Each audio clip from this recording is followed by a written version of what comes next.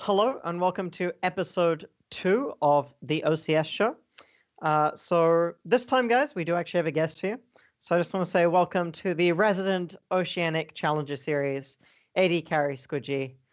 He's been in there. He's been in there every split of OCS, right? You haven't missed one. I haven't missed one. All right. Well, welcome to the show. Yes. Thanks for coming on.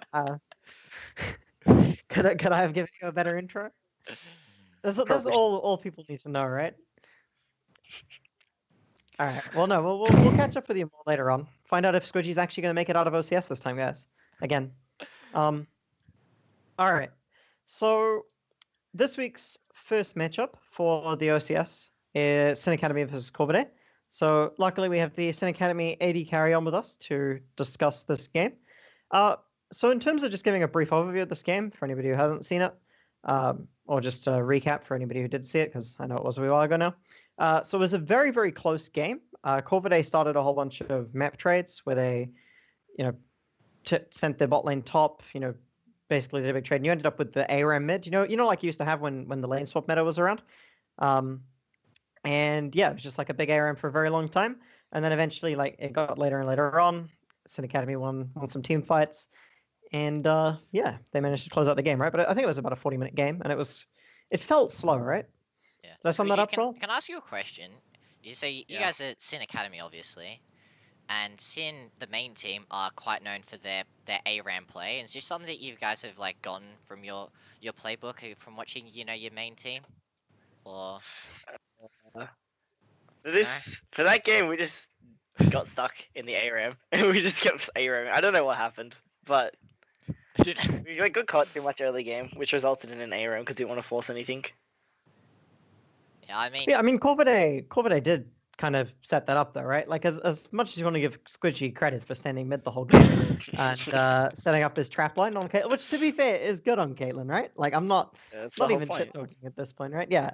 But I mean, Corvidae did the rotation top, the top tower, the Rift Herald. They secured the dragon on the other side, right? And did the bot tower trade.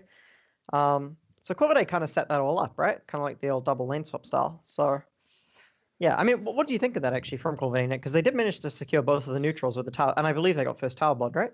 yeah. But they were behind in gold from the. I mean, their last week matchup was against us, and they did get a little bit rolled in the early game. So, and that was their actual first week as a roster together, like the week before they forfeited. So they did have like at least some semblance of macro play in the early game. But I was watching this game, so my game was second, so I was watching this game with my team, and no offense, Squidgy, but we were having like a laugh about top lane.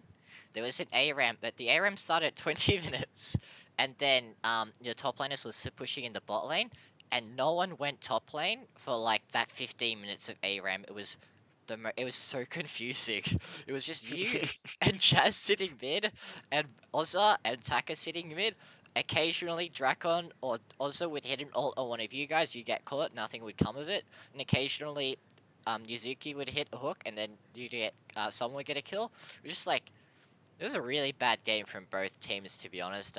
The ARAM strategy and just like completely not even noticing top lane whatsoever, and Klopp was just sitting in bot lane on Renekton, pushing in the wave over and over again, and accomplishing nothing. Like, Mubu was just like sitting there on the tower on Jarvan, and just last standing the creeps as they came in. It was like, whatever, we're just farming six creeps, and you're not getting any pressure on the map, so I'm just going to scale on Jarvan, where you're playing like the champion that requires to build lane advantages and stuff like that.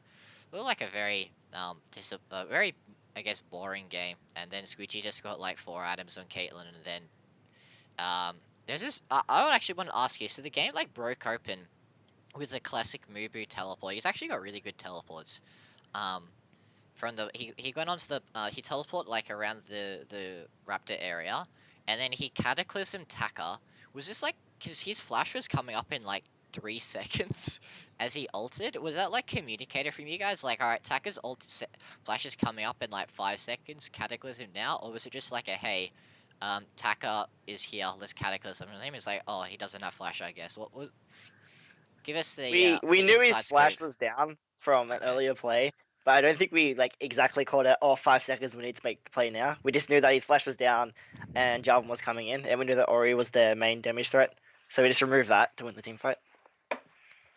Yeah, I mean that is Alrighty. that is the Corvidae roster in a nutshell, though, right? You just kill Tucker, and it seems like the rest of the roster doesn't really do a whole lot. And he was like the one that was really shining out in the picks, and so I guess the team fight selection was good there from Sin Academy. But yeah, it does seem like I mean, Corvidae have pretty good scouting in the old mid lane there. yeah, they do. Both Saitar and Taka, kind of the best players on the team, right? So I guess, Squidgy, just the first question for you on the series. How do you think that your team performed in the series? And also, how do you think you individually performed too? Um, Oh, sorry, not in the I series, in the game. We're in OCS. game, yeah. Our early game was definitely a disaster, and it's something we have been working on to improve. For a while, we've been playing very passive early games, and we're trying to make it so we're more proactive. But our late game team fighting and generally setting up like getting catches with Yuzuki's Thresh is really good. So I think that's how we won that game. And my own performance, I think like early game I played mediocre, and then I got caught, which kind of woke me up. And I think I played like the team fights pretty well. Were you sleeping, Squidgy? Just like, oh, whatever. Just become Do you jaded from do you know what an OCS. ARAM's like? We're just like ARAMing and it's so boring.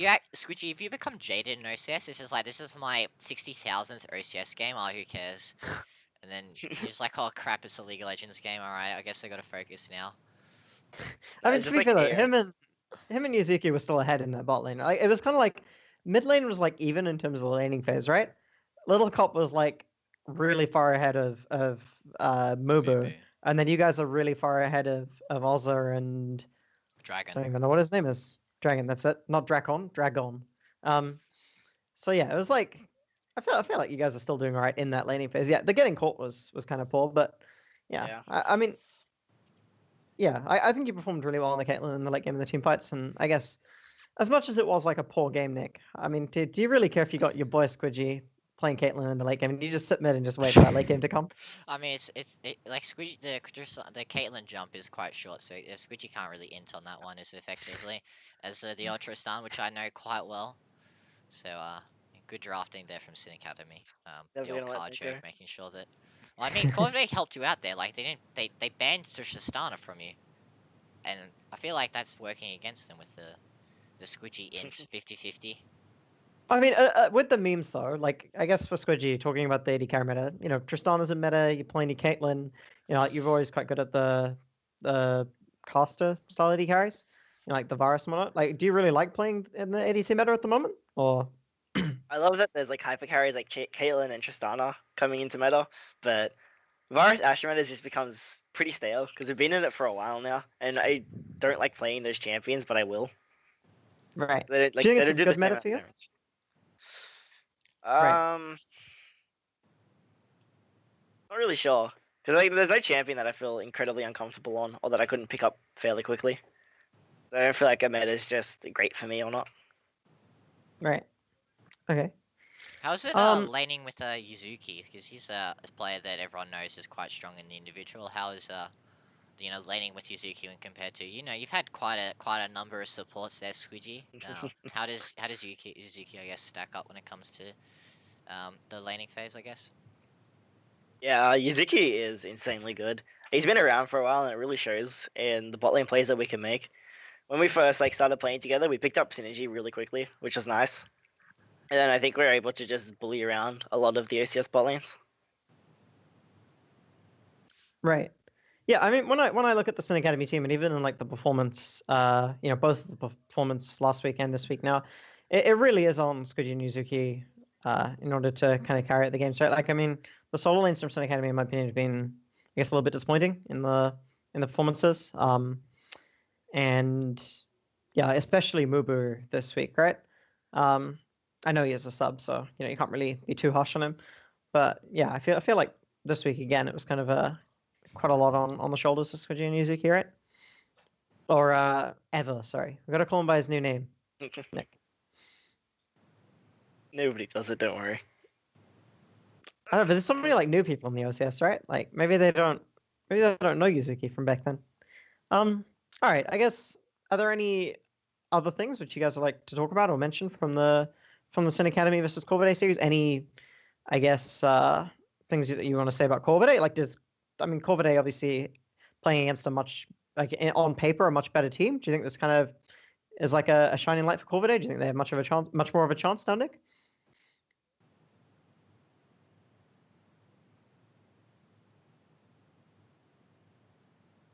So I definitely think they had like the tools in that game to win. Like they had the Renekton split pushing pressure, and they were like creating picks with the Varus and Morgana, and they had obviously like the late game scaling of the Orianna.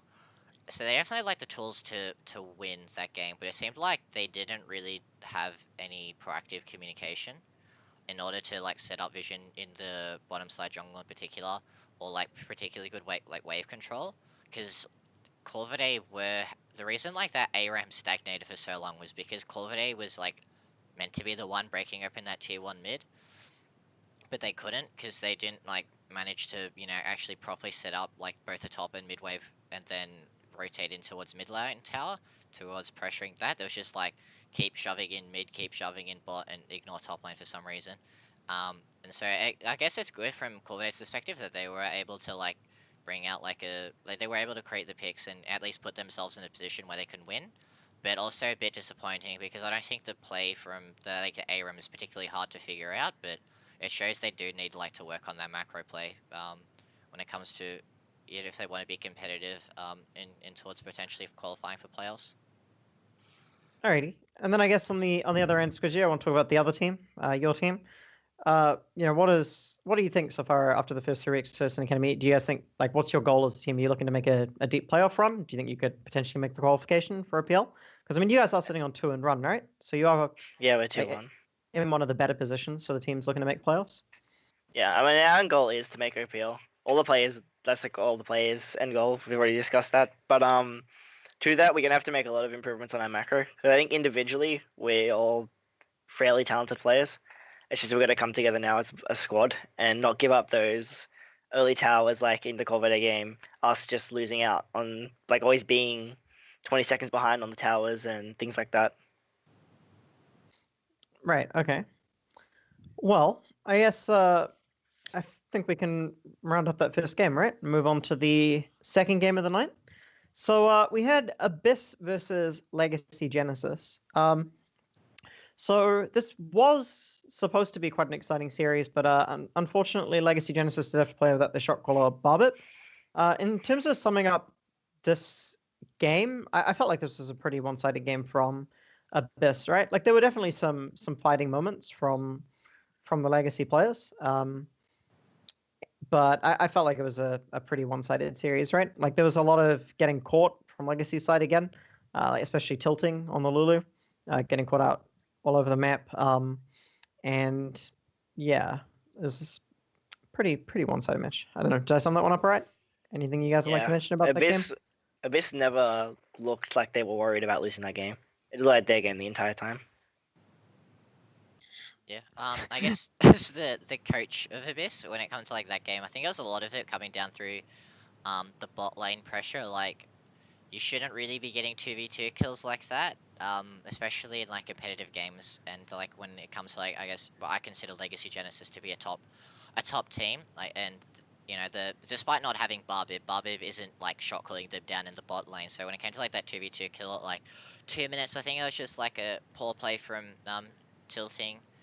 That you don't usually see from him, so I guess it's like an unfortunate game from Genesis in that perspective. But from like my perspective as like a coach, it was good that we transitioned like as we played in our previous 2 weeks very heavily around Paprise, and we were giving him like a lot of resources to carry and a lot of farm and stuff like that, and he was snowballing that league quite effectively. But in this game, I diversified our play.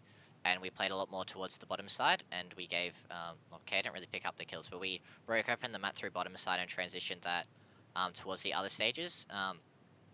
So, although we won, it was fairly convincing. The difference between Legacy Genesis with and without Barbib, I don't really think that necessarily, like, Plug is too bad of a player, but Barbib is like, from what people tell me about Barbib and stuff like that, he's a very, very loud player. It's like 70 to 80% of their comms, and it seemed like Legacy were like quite lost in the game, and they seemed like quite a bit panicked or whatever. I think that had a very big problem, a very big thing when it came to their macro play, because they were taking like a lot of fights that they shouldn't have, like the the Rift Herald fight, they just weren't really in a position to fight. Like Elise just walked in and Tilting walked in just like 2-man when no one else on Genesis already. Like a lot of instances like that from Genesis that I feel like Barbib would have been the one responsible for that call, and because Barbib wasn't there, they made like someone else had to make the call who wasn't obviously as comfortable in the shot calling role. So overall, like it's a good series from us, but it's still like very much a thing of like Legacy Genesis is still a very big threat to us when Barbib comes back, and he has. Right. I guess I'll touch on a couple points there. Like, I get Squidgy's opinion overall, but in terms of bot lane getting killed 2v2 early on, is that just like I guess a one-off for the lane? Like, what do you think of the was there a big bot lane disparity between the Abyss bot lane and the Legacy bot lane, or what do you think? Asking me or Nick? I'm asking you, Squidgy. I think their bot lanes are pretty evenly matched. Todino has some OPL experience with him, and Drakon is fairly high up in the challenger ladder. And on the other side, KO has been around for a while, and Kuden has OPL experience.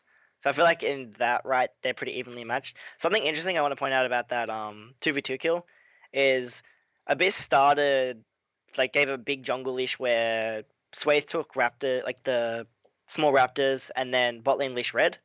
So I think getting that kill actually had a really significant impact because it made up for that early giving up laning phase that they would have to have done to do that leash. Right. So you think that I guess with the even bot lane matchup, it was just like, do you think the bot lane's quite evenly matched up, but it just sort of happened with the 2v2 kills in that game? All right. Yeah, pretty much. Okay, in terms of overall, as a game, like Nick was talking about them transitioning through bot lane instead of through top lane. What did you think of the way that Abyss played and closed out the game? Because obviously they did build an early advantage, right? So it was more about how well Abyss closed out the game rather than how close the game was, like for some of the other games this week. Do you think they closed the game out well? Yeah, I think the closing out of the game was pretty clean. They set up a bunch of vision to try and make catches with Kha'Zix virus, and then when it actually came down to team fights, because they were creating pressure plays in bot and top, it allowed Frey to just farm up to have a bunch of items, and when it came down to team fights, he just landed massive ultimates that let them win team fights and get more and more advantages till the game was over. Right. Okay, well, I guess in terms of Legacy, though, like Nick's mentioned that Legacy is what he views to be a top 3 contender, right? So Legacy's looking at being 1 and 2 right now, right? So do you think that they've still got a really good shot at making the playoffs, or do you think that not having Barbit for these 2 weeks could really hurt their chances? I guess I'll throw this on to Nick first. I think I'm pretty confident they will make playoffs. Even like they were 1 and 2, so even if I don't really think they're actually gonna, because the only real thing is like their game against. They have already played Outlaws, correct? Legacy Genesis. Yeah, that was the other team they lost against, wasn't it?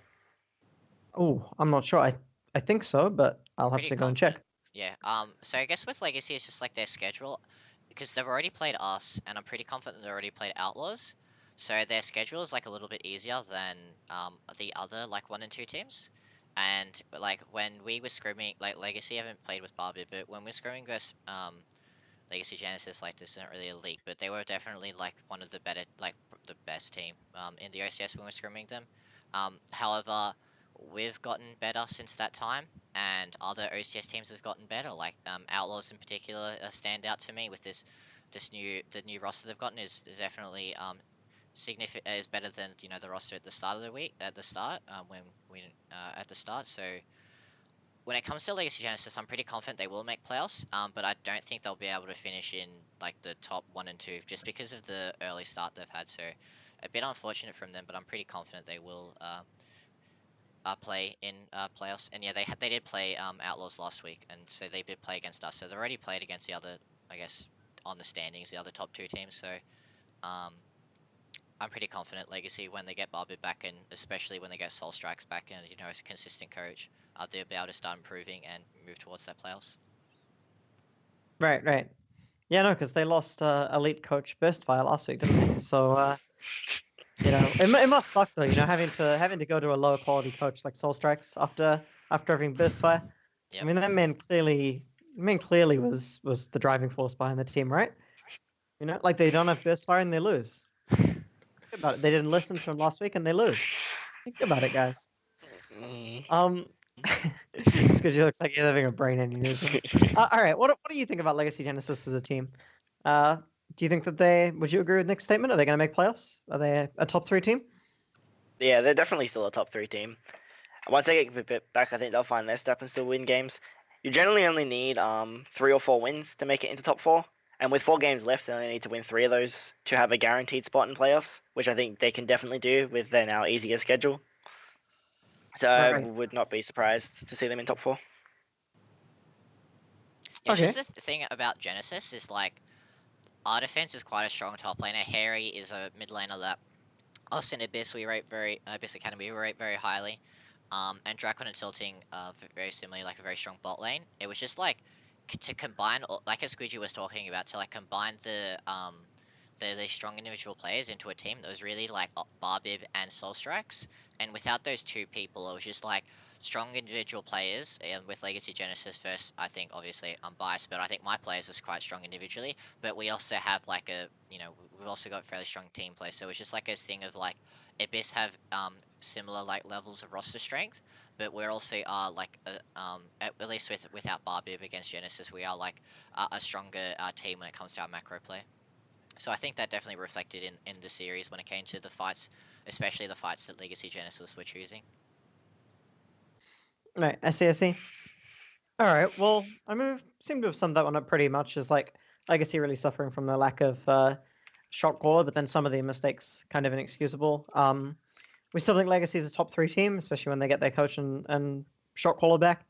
So hopefully we'll get to see a rematch of this game or series in playoffs. Is there anything else you guys would like to say about the series or either of the teams? Yeah, I mean, after the Outlaws game, once we review that one, maybe we can talk about, who the better team is, Abyss or Outlaws, but based on the current standings. But yeah, I think we should move on to the next series, right? Anything you guys want to say? That's fine. Yeah, I'm good to go. Alrighty.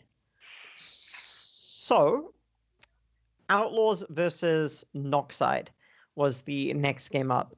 So if anybody who hasn't watched the series, this was a stomp, right? Potentially the biggest stomp we've had in OCS. The split, it was very one-sided Yeah, it towards was. Yeah. Outlaws. Yeah, like the Scam Diggity and Willaris just sort of walked around the map, just killed everybody. They took towers. They closed it pretty cleanly. That's something nice to say about OCS. I know, like when you see like these stomps in OPL, it's kind of expected that teams can close out really cleanly. But when it's an OCS, sometimes teams can be like 10k up at 20 minutes, and then it's like, oh, they lost. What the hell happened? So, I guess that's something to mention.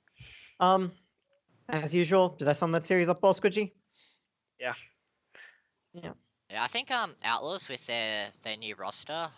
So they, for those who didn't know, Outlaws, they brought in they replaced Vibes with Scam Diggity, which was the jungler that played with them last week when they finished second, and they also replaced Young Cat with Rain. And last week they brought in Willaris, so their roster is, I think, significantly stronger. Like individually, I think Scam Diggity is a better jungler than Vibes, and I think Rain is a better ADC than Young Cat. But also, Scam Diggity in particular is like a much smarter player than Vibes. Like if you were watching Vibes pathing, it was very much a solo cube related playstyle. His pathing was very inefficient, and he was giving up a lot of camps for free just to look towards getting off the ganks. And I thought that was quite exploitable, like from a coaching perspective. But Scam Diggity coming in, like he's a much more cerebral jungler and just a lot smarter. And jungling is like a role you need to be really smart in. And Rain is just obviously like a player that I rated to be probably one of the best, if not the best ADCs in the OCS. And he's got like a very interesting champion pool, like very wide. So I think Outlaws, when it comes to this new roster, last week when we were talking about Outlaws, we felt it's a little bit like, are they really deserving of being this, like, should they really be in the same conversation as like Legacy Genesis and Abyss? And I think with Vibes and Young Cat, they shouldn't have been. Like it was just more or less, they were winning games, but the way they're winning games weren't indicative of a very strong team. But Outlaws with Scam Diggity and Rain are very much a top 2 place team, and it reflected in the way they dismantled Noxide. I think is the correct way. They actually just like dismantled them. Scam Diggity played a very strong early game, and the thing that I liked about this game was that, unlike Corvidae, they actually transitioned the lane advantages into meaningful objectives and vision control. Like that was the reason why Scam Diggity's effective jungle ganks were able to snowball around the map, and they were able to close very quickly. Is that they used mid priority to roam down towards the bottom lane. They used the TP advantage also to roam towards the bottom lane and start breaking open the map very effectively.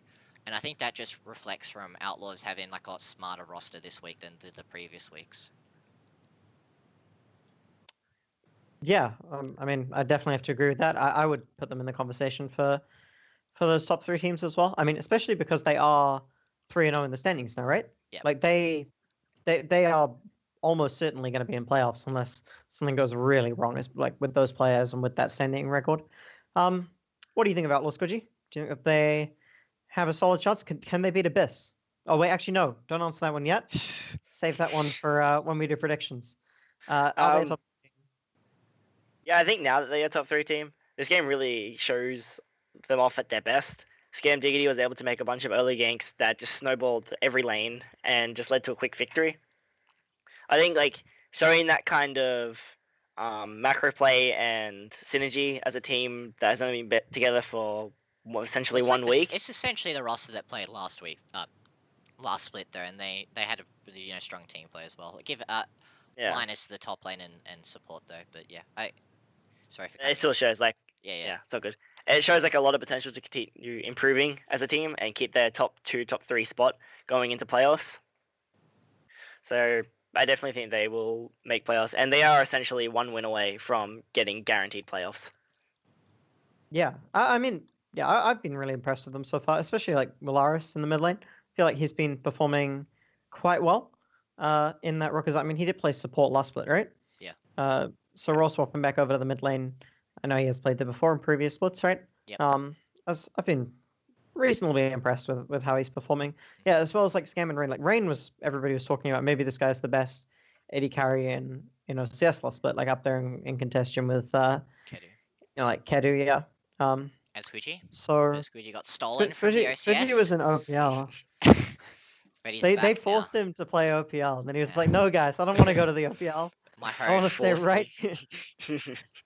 I want to stay right here in the OCS." And then at the end of the split, guys, I shit you not, this is the story. Squidgy said to TM, he said, "Buy me an OCS spot, or I leave your team right now." And he left. True story. Yeah, I'm sure. Yeah, that's how you got to tell it, Squidgy, right? That's how you got to tell it. Yeah, I mean, there's really not a whole lot to say on this end. I guess something which we could talk about in this game, but perhaps didn't really become too relevant, was the Poppy into Camille, right? So we saw this matchup in some Rift Rivals as well, right? Was it Rift Rivals? I think it was. The Poppy into Camille. Like, is this like a good matchup for the Poppy into the Camille that kind of like neutralizes her, or what's this matchup like in the top lane? Do either of you know? It's like a neutralizing matchup, I'm pretty sure. When it comes down to it, Camille is not necessarily the best laner, especially following like the nurse. Like when she was released, she was like a crazy broken laner, but now she has quite a few unfavorable matchups, and Poppy is like one of them, but not as bad as some other matchups like Fiora, Renekton, those kind of champions, or even like Jace and Kennen, those sort of champions. So when it comes down to it, it's not really like a laning phase pick. It's more of it's like a team fight pick, and it's like a pick that you pick into the Camille if you don't want to be playing around the top side of the map. So when it comes down to like the way the Outlaws, like they drafted, they picked up the Ashe and the Zyra and the Corki. And with that, with the Corki mid lane, obviously it's about picking up the package and scaling it towards the mid to late game, but using the package as well towards ganking around side lanes. And you really want with the Corki to be able to gank a side lane. And so Outlaws, they draft in such a way that, like, obviously Ashes are a lot of CC. You probably want to be playing towards that bottom side. So I think when it came to like that Poppy pick, it was just like a thing of like, because Noxide picked it third in their draft, and then they banned out some counters. It was just sort of a thing of like, we don't really want to be playing top side because we've got this really strong ganking bot lane. So you're just going to have to pick a champion to neutralize the Camille, and it does. Like obviously the interaction with the hook shot and the W stops a lot of Camille's trading patterns. So it's like a good pick when it comes down to if you want to neutralize the Camille and play towards other sides of the map. But if you want to be snowballing against the Camille, Poppy is not really like a good pick. Like you're snowballing a Poppy that's just going to be building tank items. So that's sort of like the pick, I guess. Right. Okay. I suppose, yeah. I mean, I guess that's a rundown on the Poppy into Camille, guys. So if Abyss picks Camille into, you know what to do, guys. Everyone knows what to do now. Nick, you're giving away all the strategies, man. Maybe ask me a Um, question, Scott. I did ask you the question. You should have just said no comment. You know? You can't just give everything just away. feigned ignorance. Exactly. Or just like lie, you know? Just say like really stupid things on the show, you know? Just be like, oh yeah, no, that's a really great matchup for Camille. Wouldn't want to pick Poppy into that one. Yeah, I guess Like- when it comes down to this Outlaws game though, this is like a game of like Noxide is, I think, in my opinion, the weakest team in the OCS, especially because of Corvidae having a pretty good showing against Sin Academy, and Noxide have really just more or less, apart from the Athletico game, they haven't performed particularly well in the OCS at all. So this is like a game from Outlaws of like it was a very dominant showing, from them, but you have to think of it in the context of the OCS of like, if, for instance, if they played against Sin Academy or Athletico or Lynx, which are like more of the middle of the pack teams, and they slaughtered them in the same way, I would be putting them like up there, potentially better than Abyss Academy, as much as it would harm me. But I think when it comes down to like the context of it, Team Noxide is just like a pretty weak team overall, so it's a very good dismantling from them as well. But you have to think of it in the context of the relative strength of Noxide. So Outlaws are definitely a very strong team, but I don't think they're like the best team in the OCS by a wide margin. I think they're very close with us, and it'll be exciting on Friday to see how we match up against them. So just to be clear, Nick, you're not putting them above Abyss Academy yet, right? No, not at You know, not at Abyss Academy yet. because I feel like the day that happens, that's just the last time we see Nick. He goes to scrims one day and just doesn't come back. The players are like, oh, we don't know what happened to Nick. He fell into the river. So yeah, I mean, I in just terms start of tweeting Noxide, about how my team doesn't follow my instructions and stuff like that. OP. I actually ooh, wouldn't use OP.gg statistics. That's too much. I'd use champion.gg statistics. champion.gg. Hmm. I mean, I mean, either one's gonna work, right? Either way, you'll know to pick Sona, all right, guys? Um, okay, so I guess in terms of Noxide potentially being the worst team, as well as Corvidae. I mean, Corvidae also has a win too, right? They beat Someone They got their F5'd. win by default. Yeah, yeah, against Alpha Sydney. they beat Lynx by default. Yeah, they Or beat Alpha Sydney Alpha by Sydney default. by default, but yeah. But it's still a win, right? Yeah. It's still a point on the Yes. board, so they're more than likely to finish in seventh place too. Are either of these teams getting relegated? Or Noxide? No, I don't think so. There's like one team in OL that stands out to me. It's like Redemption, Vengeance, Asian Chunny, Ecotoxic, and I actually think they just have like an e-girl support who's like platinum. Yeah, it's an e-girl support. She's like D2. Okay, I underrate. Come I on, thought no, it was an real. e-girl. I thought it was really bad, like gold. But I don't know. That team is like very much solo QE. Like Redemption is like this Fiora Riven, like very much a Riven player. Vengeance is like really Squidgy. You played with Vengeance, but not for that long. But he's like very much a solo queue jungler. So I haven't actually watched them play at all. But when it comes down to like the roster, maybe. I don't really think that from watching the other OL teams, like looking at the rosters and stuff like that. I don't really think that any.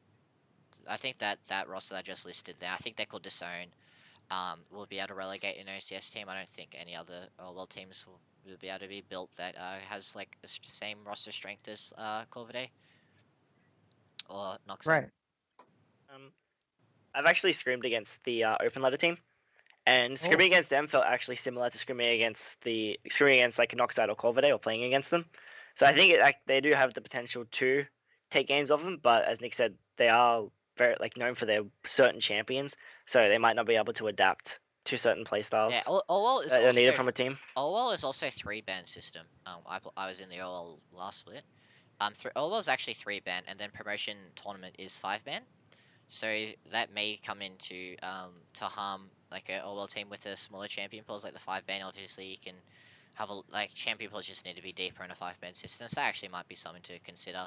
That Noxide and Corvidae are actually scrimming on this 5-ban system, so their champion pools will be larger than the OL team with working on the 3-ban system only. Wouldn't open ladder teams use the 5-ban system now that it's on the regular client? Oh. It just uses that weird 5-ban system there. Oh right, Oh actually. no, wait, yeah, the regular.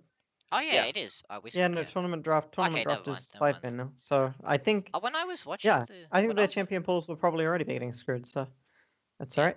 that's fine. Yeah, I actually, was, I mean that must be such a bad thing for OL, right? It's like I remember when we were in OL, and there'd just be like players that'd be like, "All right, we've banned Hecarim. That champion's like gone off the board, right?" It's just like I can't imagine like because I bet you there will be some OL teams that'll just be sticking all of their bans into one player, right? Yeah. It's I must mean, be that's a what you're very doing. That's what you're doing. Oh, you just do a quick op.gg, and there's always some like one trick, and you just ban it out, and it takes like 2 seconds. Like, Tristana. yeah. What do you mean? I was the quirky one trick back then. Yeah. You're a corky one trick back then. Oh, I mean, Ecotoxic. So funny. I think he was like one of the. I think he was the first like challenger player that was on Abyss when we were first making that open ladder team, like the very first player on Abyss. That's funny to hear that name again. Haven't heard that one in a while. He's actually improved a Um, lot. He's quite high up in the solo queue. is he really? Mm-hmm. He's like top 20, I think.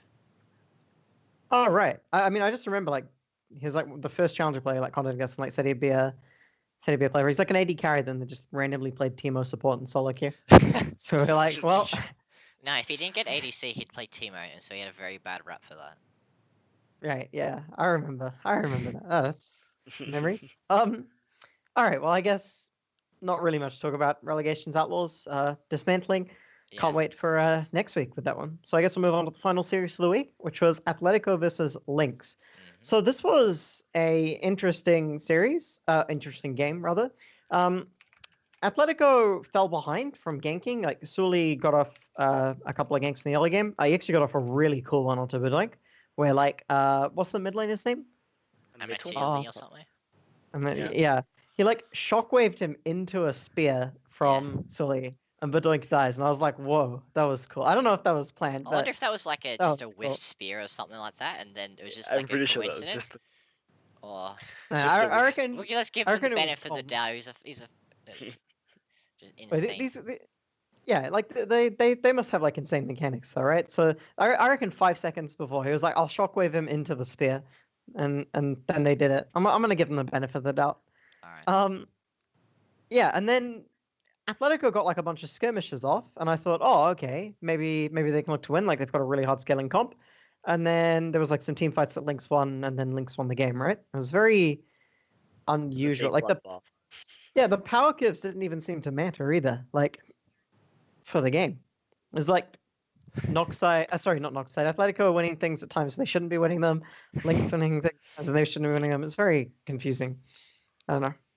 Same question as always. Did I sum that one up well? Anything I missed? Anything that you want to say? I'll I start guess the thing to note about this Lynx is their draft. So they had Riven in the top lane, Nidalee in the jungle, Orianna mid lane, so that's like a staple competitive pick. Lucian ADC into Caitlyn, which is I'm pretty sure you can actually is Lucian like a champion you can play into Caitlyn?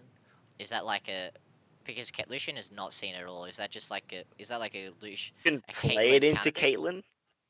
You can play it into Caitlyn, but like your earning lady phase is very sketchy because you're I think it's like 500 range versus 650. So Yeah. it like the early phase is brutal, but when you get to level 6, you can just kill her with ultimate because you can't run away. Huh. I don't think it's a good Right. pick into Caitlyn at all.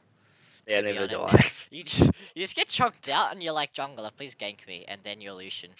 I don't know. I think it's pretty crap pick, to be honest. Then they had like Thresh, which is like another meta staple pick, but like the Nidalee and the Riven and the Lucian, like these very big solo queue picks from Lynx. And last week we were talking about. No, you guys played them last week actually. They came out to this like early game advantage, and then they weren't quite able to close it out, and so you guys managed to scale it up with that Squidgy boy Tristana.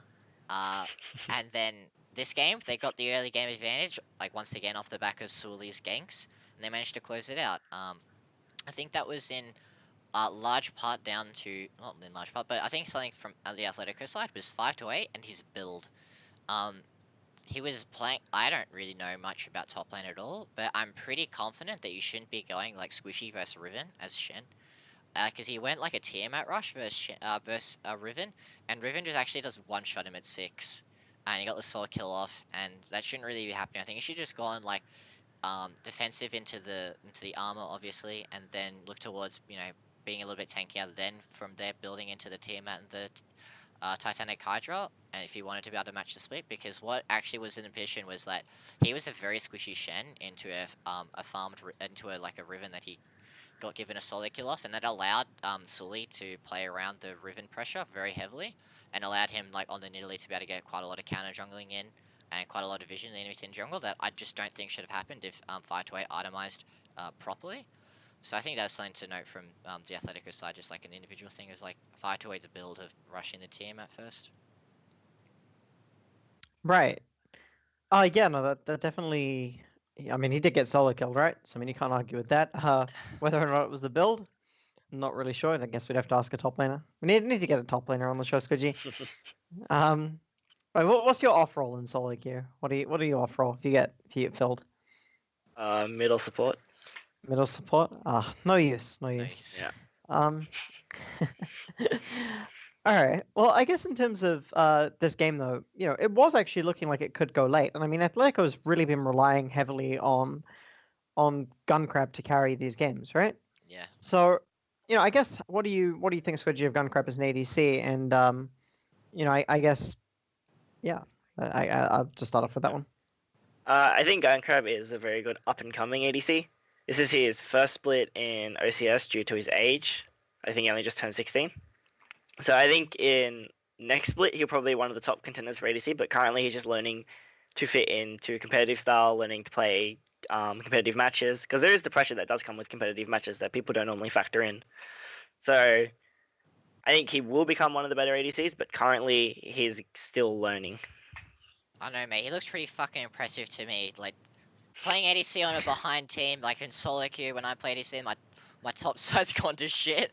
It's just like this, so horrible. And he actually seems to be doing things. Gunkrab is really impressing with his performance in the split of the OCS. I knew that he was like a mechanically strong ADC, like his high rank in solo queue, and I thought he was just gonna be essentially just gonna be playing like Lucian Ezreal no matter what, and just trying to look towards I guess outplaying people. But he's been playing I think he's played 3 games with Caitlyn, and he's actually had this really good he's played safe and stuff like that, and he's just been really consistent for Athletico in positions where I don't think he should be able to not get shit on because his top half is losing. And something else with Athletico is and this is the second week in a row that Dan has just been killed in the enemy team jungle aggressively invading. He's doing some weird shit. He's doing some really over aggressive eager plays. Like last week against it was against Boss. Oh, it was against Boss. No, not Bose, sorry. Noxide, right? Yes, NX Bose. He got killed twice in the jungle against Bose, because he was aggressively invading, that sort of stuff. And that's something Athletico as well, is their jungler is just throwing away a lot of their early advantage, the double loss, that sort of stuff, and it's really causing their early games to be really, really bad. So I think that's just a thing with Athletico, because at least from this, you coached Dan for a little wee while there, Scott. Does he have a tendency to over aggressively invade like that, or? Yeah, Dan did have a bit of a tendency to at times just randomly get killed. I mean, he's I do think that when he is in the right environment, and when I was coaching him, I do think he was a pretty decent jungler. For the OCS. I mean, they made it to semifinals, right, last split, with him. But yeah, I think that there was if it didn't go unchecked, there was some tendencies from him to just make over aggressive plays. It didn't even have to be in the early game. It was in the later stages of the game too, just overstepping his bounds. Yeah. But I mean, to be fair, those two players have had quite a. Is this their third split of OCS now? And they've run through it and made playoffs a couple of times. They're not poor players, but I think this split, both Bedoink and Tenden have been performing quite poorly, right? Especially Bedoink playing playing Victor this week. That's not something you really know Bedoink for, right? Do you think maybe that's something which could be bringing them some poor performance as well? Is not playing, I guess, Bedoink champions. Yeah, I mean, Yasuo has been pretty consistently banned against him. I'm pretty sure everyone has banned it in the first phase against them. So I think against Athletico, it's just Yasuo banned, and then the champions he played to a lot of success in the OCS was essentially the Yasuo, and he played some Kassadin and stuff like that. and he played like very much around split pushing and assassin style and that sort of stuff. And this split played a game of Vladimir, a game of Cassiopeia, and a game of Victor. And I think the thing to notice about that is in all the 3 of the games he's been playing in what is considered like the unfavorable side of the matchup. So he was playing Vladimir into Oriana, and Oriana like wins that matchup. He played Cassiopeia into Syndra, and Syndra also wins that matchup unless Cassio can play like hyper aggressive. And Victor into Oriana is an Oriana sided matchup as well. So I think when it comes down to it, like Dan Bedoinks, I think he just doesn't perform particularly well if he's not given this winning matchup, and that was like a lot of what he was doing before. He's like, people would have to, like on the red side or whatever, he'd have a lot of counter picks ready, and they're just like last pick, and he'd have some like annoying counter that was like off meta, but he played it well, and it was like a counter pick, and so he'd get like lane advantages, and he'd play well off of that. But at the moment, it seems that he's very much trying to play meta, and he's very much trying to play for the team, and his own performance has suffered quite a lot. Bedoink has not had a particularly good OCS run this split.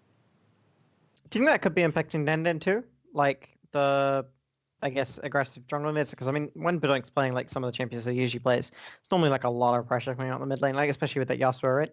Yeah, definitely. Jungling with mid pressure and jungling without mid pressure is like night and day. If you've got mid pressure, jungling is a lot simple, a lot simpler. Sorry, you can A lot simple. a lot simple. It's just a lot easier. Like you can make invades a lot easier. You can look towards syncing up with your mid laner towards helping you get ganks in the side lanes. And it definitely is something from like my personal experience as a jungler. Like if your mid laner like a solo kill level 2 or just like, behind or whatever, it very much limits your ability to play. It very much limits your options as a jungler. So I definitely think that's influencing Dan's performance. Right. Okay. Well, there we go, guys. Shouldn't be blaming your junglers then. Should be blaming your mid laners. Maybe Denden needs to get on that old chat during OCS. All right. Well, I guess for you, Squidgy, is there anything else you'd want to mention about this series? I guess Lynx now. I think they are 1 and 2, right? Yes. But they haven't played Outlaws or Abyss. This team doesn't look that bad, right? Are they screwed for playoffs though because of the way things have gone so far, or could they potentially make it? I believe that they actually lost Kedu and Shenchuang this week. I'd have to like double check that, but I'm pretty sure they've lost 2 players, so I'm not sure that they're going to be able to recover without those 2 players. Against Athletico, they played with Kedu and Shenchuan. Are you talking about next week? Next week, sorry. Oh, okay. Yeah. Oh damn. I'm talking about the week coming up, yeah. And I've heard, so I don't think they're going to be able to recover to make playoffs. I think with Kedu and Shenchuan, they were definitely a middle of the pack team that could have scraped up the 4 wins to get to playoffs, but they were versing Abyss and Outlaws, so they might not have made it due to their forfeit and loss against us. Yeah, I think with Lynx is that they have this like very aggressive early style, and when it comes down to it, like that's the best style to play if you're trying to upset teams. So Lynx had like the most upset potential, I think, when it came to like the middle of the pack teams. But I wasn't aware that they lost Kedu and Shenchuan. Yeah, that was definitely like they're very strong players, Kedu and Shenchuan. Shenchuan in particular has impressed me quite a lot this week. I think he was really the factor that got Lynx over this finish line. Like he got the hook onto Bedoink on the mid lane, and that set up the Baron, which is essentially just won Lynx the game. So I think without Kedu and Shenchuan, they're definitely I don't really know what other ADCs they can get, to be honest. Like and supports as well. Support talent is a bit limited. I'm not really sure who they'd go for, to be honest. But Panda, is it still Sora and Sully? Solo and Sully have actually played pretty well in OCS thus far. Like Sully in particular has had some pretty strong early game performances. And so a bit unfortunate, but I think Lynx definitely still have a strong top side that they can play off in future incoming weeks. Yeah, I mean, if they've lost their bot lane, though, I don't think they're slotting into that 4th place, Nick. I think that so. Would if Squidgy's right about that, big if, then you know, I don't want to get you into too much trouble if you go and say this, and then we'll get like old tweets from like our 3 fans, like they haven't left them.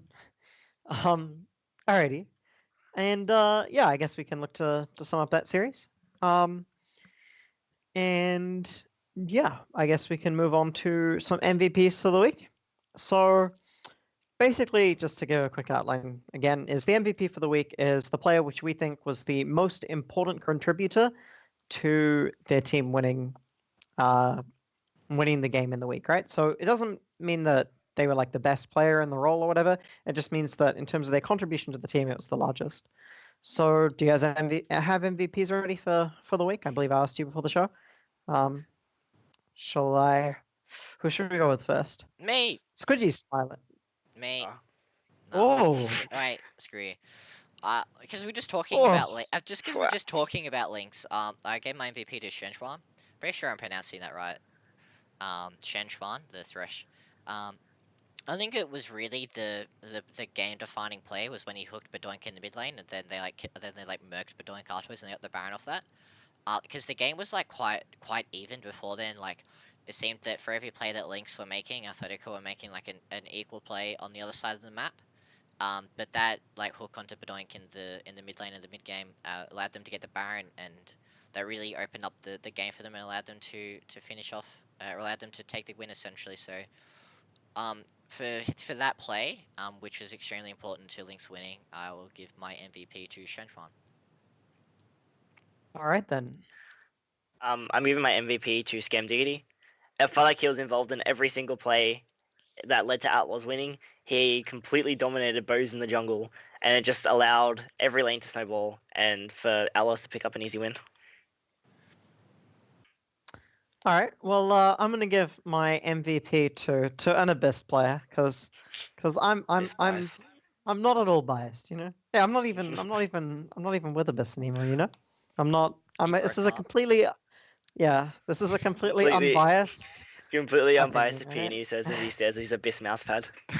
my Abyss mousepad. It's a pretty cool mousepad. If anybody wants to get these, you know, I believe you can find them on the Abyss store. That's www.abyss.gg.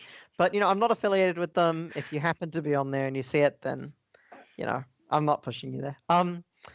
So I'm gonna give mine to Frey. He hit a ton of shockwaves in that game, right?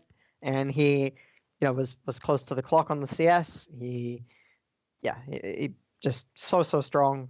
Hit all the shockwaves in team fights, effectively taking his teammates over the edge, right? I know that there were other players on Abyss which sort of like built that early advantage, but I felt like he really closed out the game for Abyss. Yeah. Nick's like smiling inside, you know, so happy. It's like taking a sip from his cup. By the way, can you show us that cup?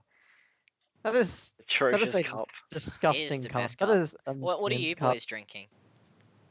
What am I drinking?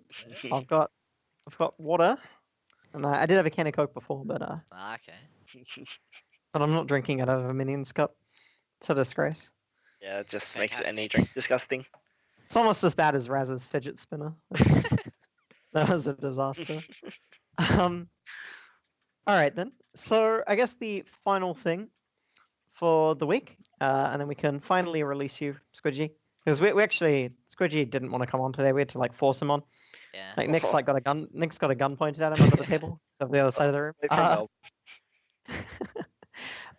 So the first matchup of the week is we've got Noxide versus Sin Academy. So I guess I'll let Squidgy go first on this one. Who do you think's gonna win, Squidgy? I don't know. Nah, I think we're gonna absolutely smash this game. Noxide looks like the weakest team in OCS, and if we want to show we're good enough to play us, we need to smash them. What's that? Jesus. No fucking Jesus. That's quite a precedent to set there, Squidgy. No, I don't think Sin Academy will win. I don't think you guys will fucking. What was your word? Smash them? Smash them. I don't think you guys will smash them in the same way that Outlaws smashed Noxide. I just think Noxide, when it comes down to it, like Noxide, they're the weakest team in the OCS, to be honest. They don't really have a strong player to play off of. Sin Academy have two in Squidgy and Yuzuki, and they also have like just better team play. And I guess with Tekka coming back, that'll be an interesting thing. We were joking before the show is that Tekka can actually lane properly, but Mubu's TPs are really good, so it'll be funny seeing how how Tekka's laning is compared to Mubu's teleporting, because I think Mubu did actually play quite well, despite being like putting into these really horrible matchups for some reason. Like he's a top lane, he's top lane off role. These guys just give him like the worst matchups possible and said, "Ah, fuck it, bro." We pretty much gave him a champion that would do well later on in the game and told him to sit on the turret and let us carry. I mean, Their you guys entire have a game plan. 100% win rate with Mubu and a 0% win rate with Dude, Tekka. Maybe You it's had 100% If you had right. Burst Top lane Fire on your competitive. team, who's like the statistics fucking god, you guys would be using Mubu all the way. Just You would. ignore context. You guys would be using Mubu. I mean, yeah. In terms of my prediction, I love that we're gonna fucking smash the. Sounds like when you get like virgins like talking about their first time sex is gonna be like, and they're just like I'm gonna fucking destroy those girls, and then it like goes to happen. I reckon it's just gonna be like a really slow disappointment, Squidgy.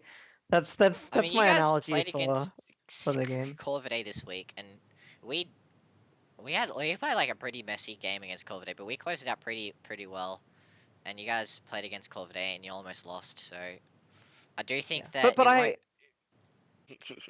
won't. I think that regardless of what happens in these games, I think that if Squidgy and Yuzuki hit the late game as a bot lane, then I think that they win the game, and I think that happens against Noxide, Corvidae, and any of the teams which don't have like significantly strong players. I think that that's always going to happen, right?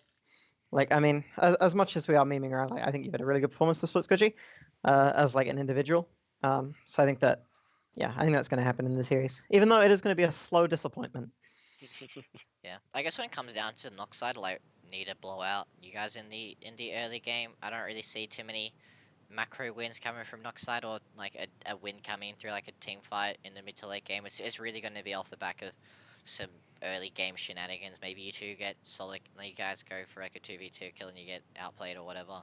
Those sort of things is going to be the way that I think Noxide will be able to win it. But that being said, I do have to give my predictions towards Sin Academy. Yeah, I mean, it's really unlikely that Noxide wins this one, right? Like, really unlikely. Okay, so Genesis versus Lynx. Now, I believe Barbip is back, right? He is back. Okay. If Kedu and Shenchuan are gone, then I would definitely give this to Genesis. Now, because I don't actually have that one confirmed, I'm just going to assume that they kind of are still there, right? For the sake of predictions. Yeah. So I don't know. This one's pretty tough. Like, Genesis have been like they're going to be back with a player again, right? Like he's been off the roster for a while. Kind of like gonna. I don't know. I feel like I'll give it to Genesis. Just on the sake of Barbit's shot calling, will hopefully integrate back into the team relatively easily. So I'll give that one to Genesis. What do you think, Suji? Oh. I'll give it to Genesis as well. But I think that Lynx could win through their bot lane with Kato and Shanshan if you get the I'm tilting play from last this like the week that just passed. Jesus Christ! feel like He's if your you- fucking he was your support, bro. He supported. Wow. He supported you. No, I love now it's tilting, your but time his to last support him. game was an unfortunate series. Oh. But I feel like if you give that kind of advantage to an ADC like Kedu, he might be able to take that and carry the game. But I feel like this is going to be a Legacy Genesis win. Yeah, I do think that Genesis will be very focused coming into this game. Like they don't actually have much margin of error. Like they drop this game to Lynx, they'll be 1-3. So this is extremely important that Genesis win. I think they'll be extremely focused coming into their preparation and in the game as well. I don't think you'll be seeing too many careless mistakes like tilting, getting caught, or auto fans in the side lane. Those sort of mistakes that seem to plague Genesis. I think they'll be really focused coming into this game. And having Barbib and Soul Strikes back, I think they will. I think it'll just be a very different Genesis, and they'll be able to take it against Lynx. That being said, Lynx's early game has been quite strong. Like they've won every single early game they've played this OCS. And Genesis are a team that's quite strong in the early game as well, and they do seem to falter into the mid to late game, even with Barbib. So this is going to be a really like early game reliant game.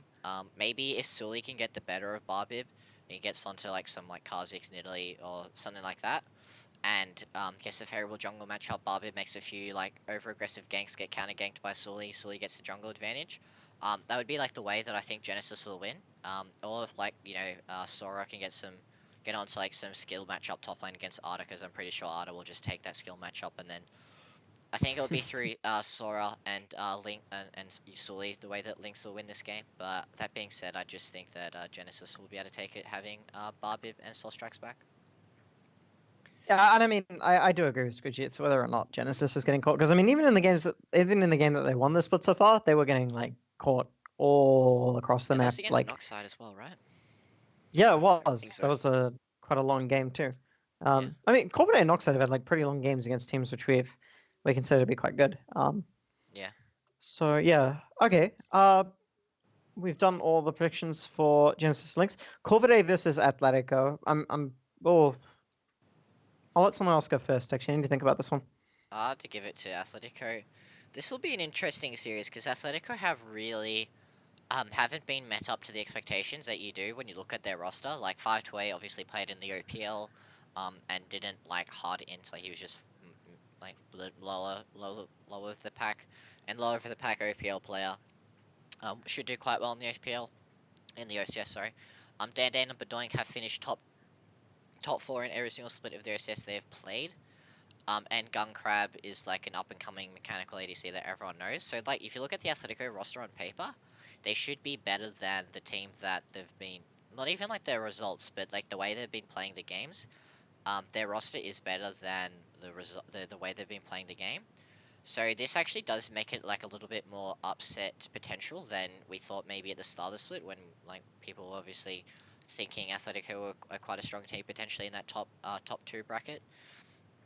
That being said, I do think that like Corvidae have just didn't really impress me a whole lot in the game against Sin Academy. Like they had the tools to be able to win, and they just really didn't do a whole lot with their advantage. And I think if you do that against Athletico, like Gunkrab is just gonna keep scaling. And similar to what happened with Sin Academy, was just like the game ground to a halt, and then Squidgy was farming, and then Squidgy got to late game, and then he took over team fights. So I think it'll be very similar. Very similar thing coming from Athletico, but from the Athletico's perspective, they really need to clean up their early game. If they want to be competing, like Dan can't be getting caught like that. They need to be having like essentially a playbook that isn't, alright, Gunkrab, just carry us in team fights, you know? That being said, I do think it's Athletico. Yeah. It's actually funny how that like now that I think about it, it's kind of like Athletico and Sun Academy have both kind of been doing that, or like AD carries and bot lane have been like looking to, I guess, hard carry in the late game, right? Yeah. Yeah. All right, Squidgy, prediction? Yeah, I agree with Nick. I think Athletico are going to take this. I think that it'd be very similar to us, where Corvidae get that early advantage with quick rotations, and then they won't be able to push through with mid and late game macroing. Grab will just eventually become a late game beast and take the team fights. But I do think that Corvidae could win if that early game style does pay off, and then Bedoink underperforms again. With Tucker showing a lot of potential, he could might be able to get strong and carry. Yeah, no, that was honestly what I was thinking about, because I was thinking Corvidae played in Sin Academy last week and looked like pretty decent, and then like it is like the caliber of player on Athletico is just so much higher, and Gunkrab, especially if Gunkrab gets Caitlyn, then I think that Corvidae don't really stand a chance. But if Corvidae is able to do like some of the rotational play which they were doing last game, like the swapping of the bot lane top, and managing to secure the Rift Herald early, and like pushing that towards the mid lane, potentially I would say. And they also do have Taka, who if he does get like good champion which he can carry on potentially. But yeah, I do think I'd have to give it to Athletico. But yeah, not as one-sided as I would have said before the OCS started, right? Yeah. Yeah, definitely. Yeah. Yeah. And yeah, like I said, especially if Gunkrab doesn't get his Caitlyn, if Gunkrab's forced onto something which he isn't able to hard carry on. I'd be so surprised if he's playing Caitlyn this week. Athletico red side. So Corvidae have the blue side first pick available for the Caitlyn, and they've also got like bans available, so they could either ban it or first pick it. I'd be very surprised if Gunkrab is on the Caitlyn this week. I guess we'll see then, because they've been pretty reliant on that pick, right? Yeah, so they far played it for every week. Yeah. All right. final matchup. So this is the hype matchup. So last time we gave you guys the matchup of the week. So if you're only going to watch one OCS game, this is the matchup for this week, right? Outlaws versus Abyss. The 2-3-0 teams going up against each other. Who is going to take it? Squidgy, who's going to take it? I think Abyss Academy are going to take it. They seem like a clear cut for the strongest team in OCS currently. I think that Outlaws, with their new roster, have shown that they are a strong team, but I don't think their early game plays, like what they pulled against Noxide, are going to work against Abyss Academy.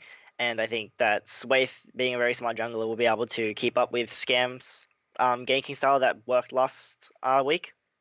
And I think that skill-wise, most of the lanes are even except for mid lane, where Frey seems like another clear cut to be the best mid laner in OCS. And I just think it's going to be close, but Abyss Academy will definitely take it. All right.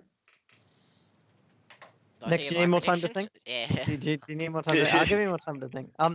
I'm gonna give this one to Abyss Academy. So my reasoning for this is that I think, again, this is going to be a relatively close game, but I think that Frey will be quite an order of magnitude higher in skill than Willaris will, and I don't think that Willaris is going to be able to pair up in order to get her on the map like they were able to do in like the Noxide series. So in like late game team fighting, like there is no better mid laner in the OCS than Frey, right? So I feel like I'd have to give it over to Abyss. And like in terms of shot calling as well, like both teams have like pretty good shot callers, but I mean Kuden, I think, and like Frey being in the OPL, I think those players will likely have like a slight edge as well over the Outlaw shot calling. So yeah, I'm gonna give this one to Abyss, but I'm cautiously optimistic about their victory because again I'm not biased. Nick. Is this the part where I say that I think we'll fucking smash them, like the Squidgy said? No, well, I don't think we'll fucking smash them. I think it'll be a very close game. This is like a really interesting game. Coming into this 4th week matchup, before they made the roster changes, it was a lot simpler from a drafting perspective and a coaching perspective. With Outlaws having like these like solo queue junglers and vibes, and these solo queue players and vibes and Young Cat, but having Scam, Diggity, and Brain makes their roster a lot stronger individually and a lot smarter. And so I think this game is just going to be really coming down to not as much when it comes down to like the laning matchups and stuff like that. I think it's just going to be coming down to team fighting and whichever team has like better team fighting gauges. That being said, like obviously I am the Abyss coach, so I do have to give it to us, but I do think that this is like going to be a really interesting series to watch, and it should have the winner of this really should be finishing first place in OCS. So if you are, as we said last week, if you'd only watch one game of OCS a week, and also if you're an OPL fan and you want to be keeping an eye on if some teams are going to get relegated, this would be the one where it comes down to like Abyss and Outlaws are definitely the top 3 teams, at least at the moment, and they're coming head to head this week, so definitely check it out. But obviously I do have to give it to us. I think having Frey and Paprise, I think our solo laners are like better than the solo laners of Outlaws. I wouldn't say by orders of magnitude, but they're just better. And also I'm just confident in our player in general. I think we're shaping up to be not even just strong players, but also a strong team. All right, there we go. Quote from Abyss coach: We have the best players and we have the best team. That's the quote. I think that's worse than me saying I'll smash them. That's so much worse.